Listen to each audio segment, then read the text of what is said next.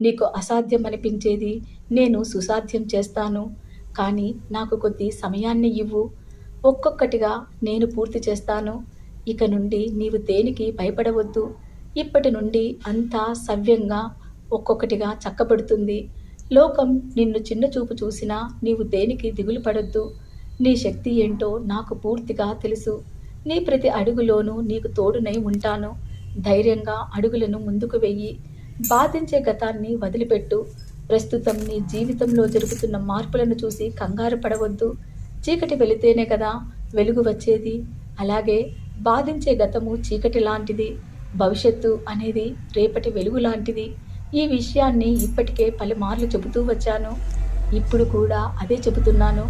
బాధించే గతం అనే చీకటిని వదిలిపెట్టి విస్తారమైన వెలుగును పంచే భవిష్యత్తు పైన దృష్టిని పెట్టు.